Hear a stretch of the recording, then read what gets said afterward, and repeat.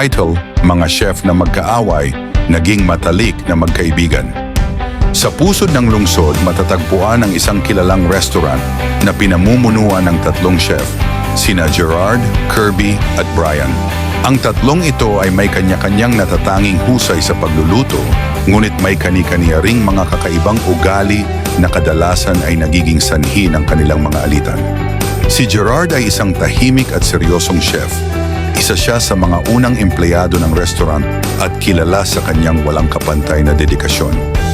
Bawat hiwa ng karne, bawat timpla ng sarsa, lahat ay dumadaan sa kanyang masusing pagsusuri. Para kay Gerard, ang kusina ay isang lugar ng katahimikan at konsentrasyon.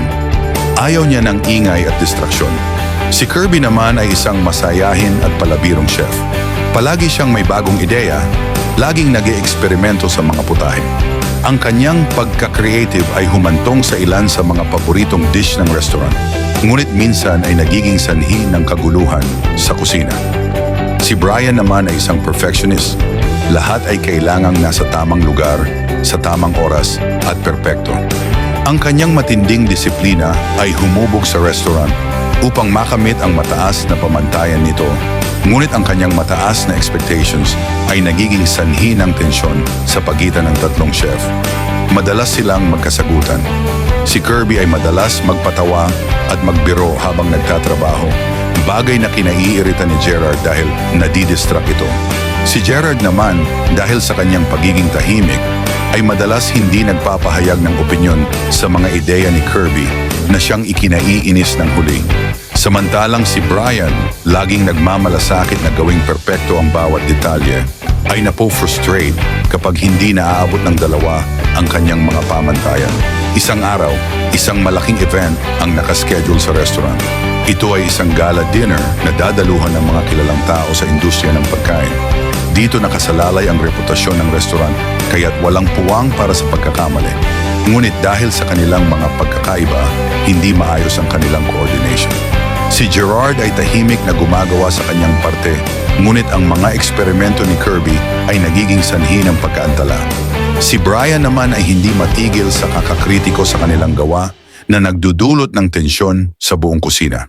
Habang palapit na ang oras ng event, naramdaman nilang tatlo ang bigat ng sitwasyon.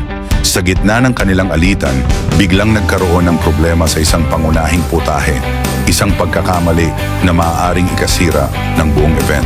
Dito nila napagtanto na kailangan nilang magtulungan kung nais nilang mailigtas ang reputasyon ng kanilang restaurant. Si Gerard, na dati tahimik lamang, ay nagdesisyong makipag-usap kay Kirby tungkol sa ideya nitong magdagdag ng bagong twist sa putahe. Sa kanilang pag-uusap, napagtanto ni Gerard na ang mga eksperimento ni Kirby ay maaaring magdala ng bagong lasa at buhay sa kanilang mga luto.